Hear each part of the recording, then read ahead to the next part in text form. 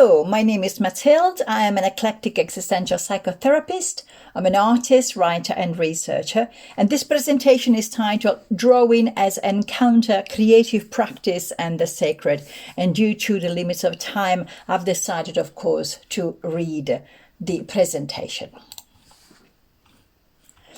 I am currently a PhD candidate at Bangor University and the founder of Paleophenomenology. Paleophenomenology is an interdisciplinary rhizomatic framework concerned with the emergence of consciousness in early human beings, particularly Neanderthals. It focuses on the ancient human impulse to create and to leave marks, and on how meaning arises through lived embodied engagement rather than representation. The emphasis is on material encounter and pre-symbolic gesture, and on doing as a way of knowing. And I also, of course, do this.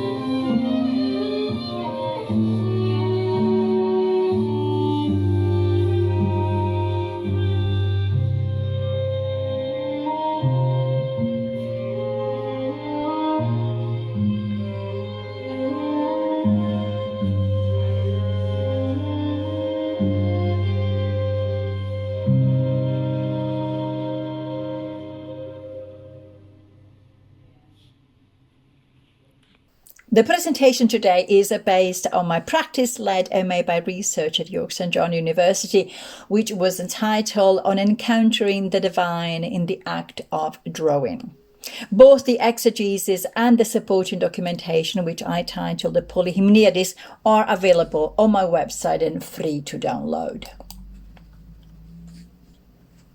The purpose of this research was to define, situate and contextualize my drawing practice and to examine its encounter with the divine while seeking a framework that was capable of validating such experiences. Much of the existing literature tends to focus on the artefact as the primary site for understanding both method and maker. So I took a different approach. I used instead drawing itself, followed by a self-reflective journaling process to investigate the act of drawing, its experiential and processual dimensions, and the spiritual implications. It became very clear and very quickly that concepts such as performativity or being in the zone or being in the moment offered only partial explanations. An important part of the practice was recognizing that drawing did not operate in isolation. The practice included sustained engagement with theory, traveling to specific sites such as Oxford, Glastonbury, Temple Church in London, Stonehenge, and as well as extended time in museums and exhibitions. Alongside this, there was an intense drawing and journaling practice supported by reflective tools such as meditation, mindfulness, tarot, and oracle practices. These were not used as belief systems as such, but as attentional and reflective devices, as a way of tuning perception and noticing meaning as it emerged. Journaling became vital to the entire process. It evolved into what I titled the Polyhymniades.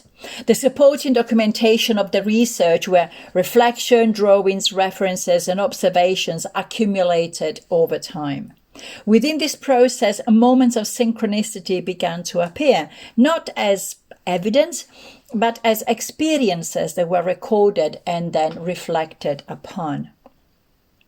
The image there, for example, brings together an oracle card, one of my drawing sketches, and the cover of a book I encountered in Oxford. What mattered was not explanation, but attention, noticing how meaning clustered across materials and moments.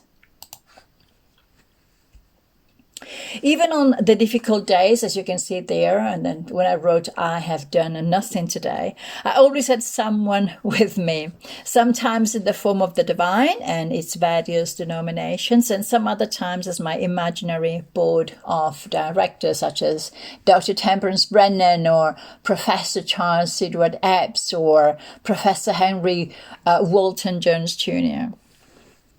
But more than anything, this was about the act itself, drawing, waiting, attending.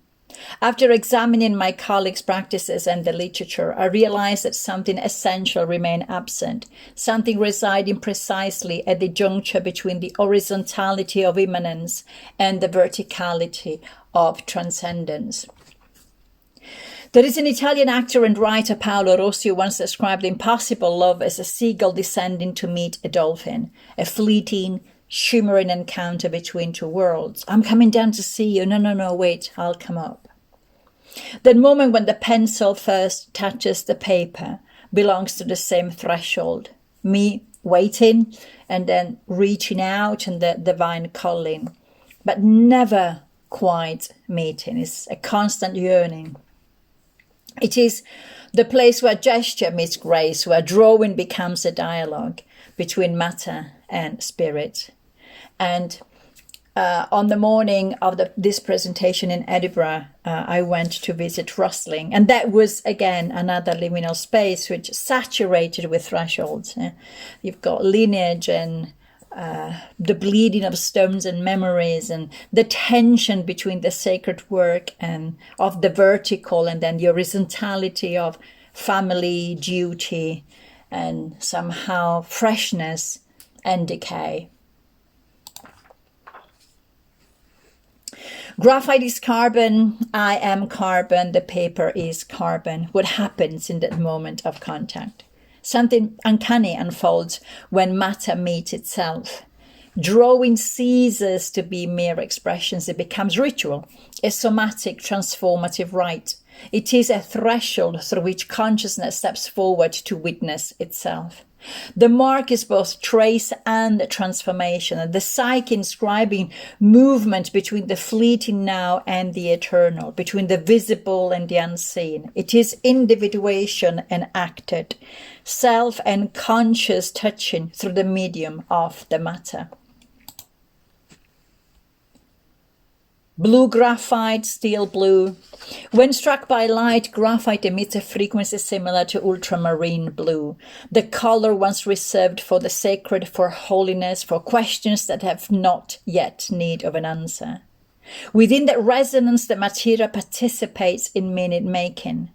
The research affirmed the spiritual dimension of this encounter, while also revealing that at the meeting point of artist, material, and work, something persists which is beyond grasp.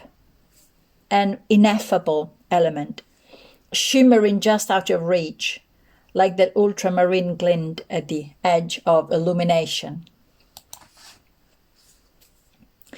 The material itself revealed its alchemical nature, offering a lens through which my drawing could be experienced. The inner journey began in nigredo, or immersion into doubt, darkness, and the raw erosion of certainty.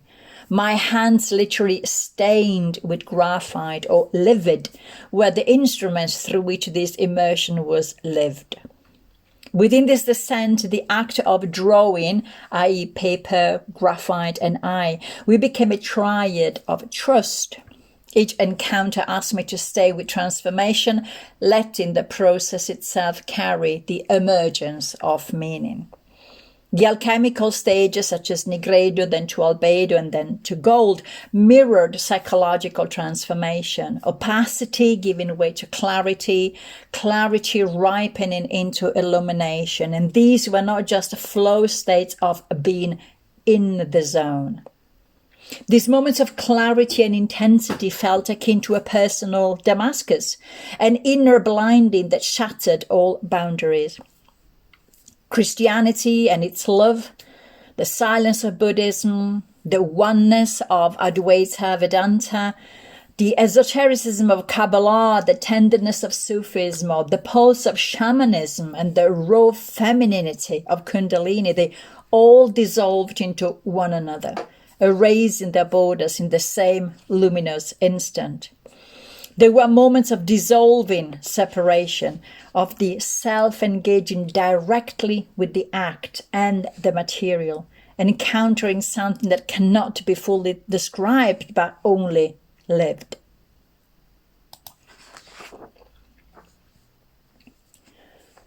Dat rosa mel apibus. The rose give the honey to the bee.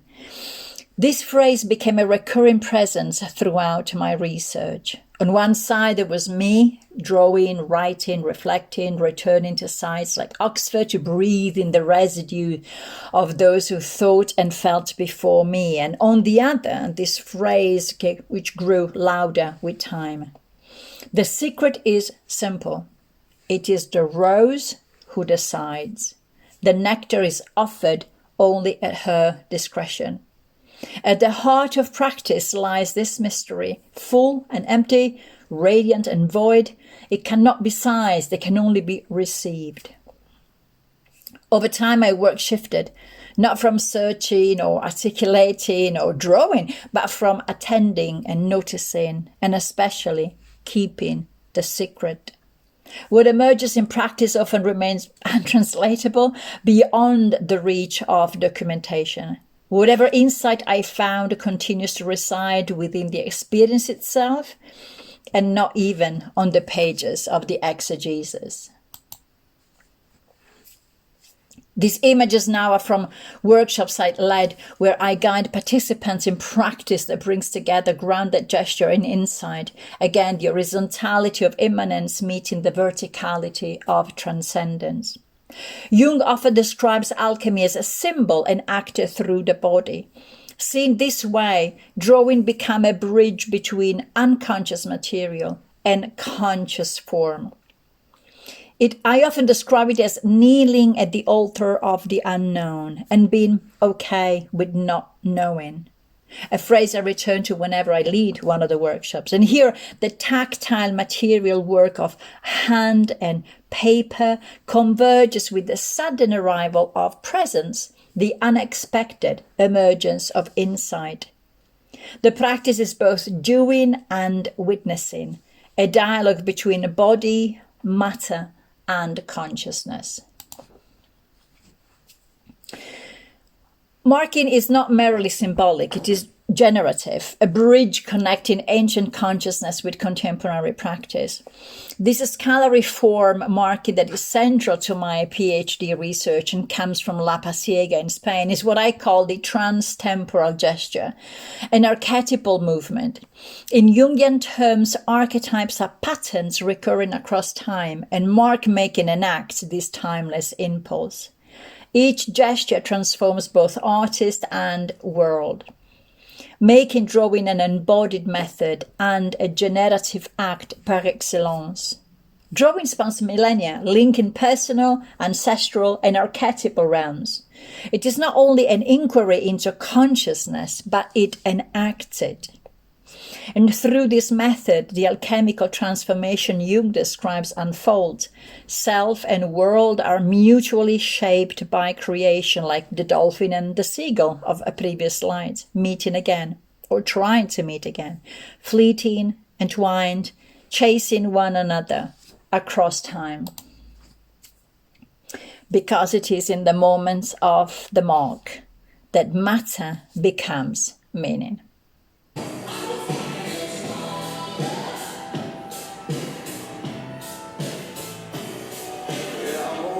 Trenches and the fumes got the vines and the bones to the soles of my shoes. And I got a thirst for breaking the rules. You can try me, but I got a short fuse. Hey, hey, hey. The little big concern now, 'cause it's my turn, and I'm only getting hotter. Take a step back, or you might get burned. 'Cause I'm a fire starter. I'm a fire starter.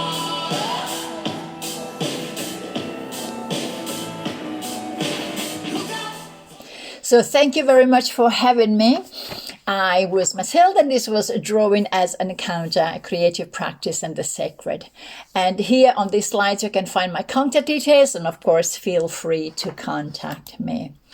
And the PDF of the slides and the bibliography and the A5 booklet that explains about my work and paleophenomenology can also be found on my website, or you can just drop me an email and ask me, and I'm happy to send them to you.